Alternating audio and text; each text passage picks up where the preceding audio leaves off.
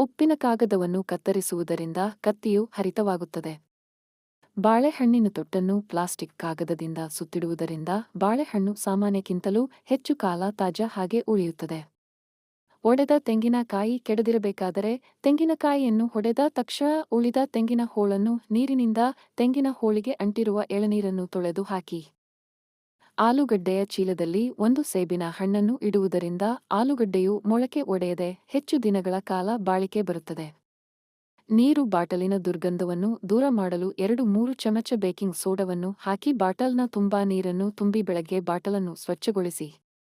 ಬಟ್ಟೆಗಳನ್ನು ಇಸ್ತ್ರಿ ಮಾಡುವುದರಿಂದ ಅವು ಹೆಚ್ಚು ದಿನ ಹೊಸದಾಗಿ ಇರುತ್ತದೆ ಹಾಗೂ ಹೆಚ್ಚು ದಿನ ಬಾಳಿಕೆ ಬರುತ್ತದೆ.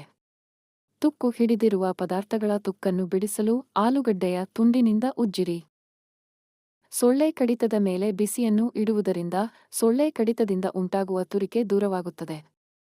ಸ್ಟೀಲ್ ಪಾತ್ರೆಯಲ್ಲಿ ಉಪ್ಪಿನಕಾಯಿ ತೆಗೆದಿಟ್ಟು ಬಳಸುತ್ತಿದ್ದರೆ ಪಾತ್ರೆ ತೂತು ಬೀಳುವುದು. ಆದ್ದರಿಂದ ಉಪ್ಪಿನಕಾಯಿ ತೆಗೆದಿರಿಸಲು ಪಿಂಗಾಣಿ ಅಥವಾ ಗಾಜಿನ ಪಾತ್ರೆಗಳನ್ನು ಬಳಕೆಗೆ ಬಳಸುವುದು ಉತ್ತಮ. ಗಾಜಿನ ಲೋಟದಲ್ಲಿ ಬಿಸಿ ಕಾಫಿ ಟೀ ಹಾಕುವುದಕ್ಕೆ ಮುಂಚೆ ಚಮಚ ಹಾಕಿದರೆ ಲೋಟ ಹೊಡೆಯುವುದಿಲ್ಲ. ಮೇಣದ ಬತ್ತಿಯನ್ನು ಉಪಯೋಗಿಸುವ ಮುನ್ನ ಕೆಲ ಗಂಟೆಗಳ ಕಾಲ ಫ್ರಿಡ್ಜ್ನಲ್ಲಿ ಇರಿಸಿದರೆ ಅದು ಹೆಚ್ಚು ಸಮಯ ಉರಿಯುತ್ತದೆ.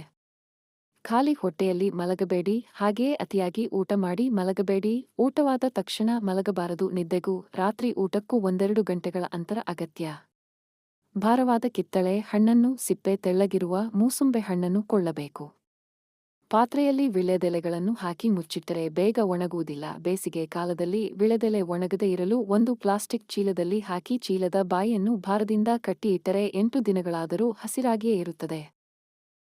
ತರಕಾರಿ ಹಚ್ಚ ಹಸಿರಾಗಿ ಬಣ್ಣ ಬದಲಾಯಿಸದೇ ಇರಬೇಕಾದರೆ ಅವುಗಳನ್ನು ತಾಮ್ರದ ಪಾತ್ರೆಗಳಲ್ಲಿ ಬೇಯಿಸಿದರೆ ಬಣ್ಣ ಬದಲಾಗುವುದಿಲ್ಲ. ಮೊಬೈಲ್ನ ಧ್ವನಿ ಜೋರಾಗಿ ಕೇಳಿಸಬೇಕೆಂದರೆ ಮೊಬೈಲ್ ಅನ್ನು ಖಾಲಿ ಲೋಟದಲ್ಲಿ ಅಥವಾ ಖಾಲಿ ಬಟ್ಟಲಿನಲ್ಲಿ ಇಡಿ. ಕರ್ಪೂರದ ಜೊತೆ 1 ಇಡೀ ಮೆಣಸು ಹಾಕಿಟ್ಟರೆ ಕರ್ಪೂರ ಕರಗದೆ ಇರುತ್ತದೆ. ಅಕ್ಕಿ ಡಬ್ಬದಲ್ಲಿ ಬೇವಿನ ಕಡ್ಡಿ ಅಥವಾ ಒಣ ಮೆಣಸಿನಕಾಯಿ ಹಾಕಿದರೆ ಅಕ್ಕಿಯಲ್ಲಿ ಹುಳ ಬರುವುದಿಲ್ಲ. ಗಾಳಿ ಹೋಗದಂತಹ ಚಿಕ್ಕ ಬಾಟಲಿನಲ್ಲಿ ಸೂಜಿಗಳನ್ನು ಹಾಕಿಟ್ಟರೆ ತುಕ್ಕು ಹಿಡಿಯುವುದಿಲ್ಲ. ಅಡುಗೆ ಮನೆಯಲ್ಲಿ ನೊಣಗಳಿಂದ ಮುಕ್ತಿ ಪಡೆಯಬೇಕಾದರೆ ಉಪ್ಪು ನೀರಿನಿಂದ ನೆಲವನ್ನು ಹೊರೆಸಿರಿ. ನೊಣಗಳು ಮಾಯವಾಗುತ್ತದೆ.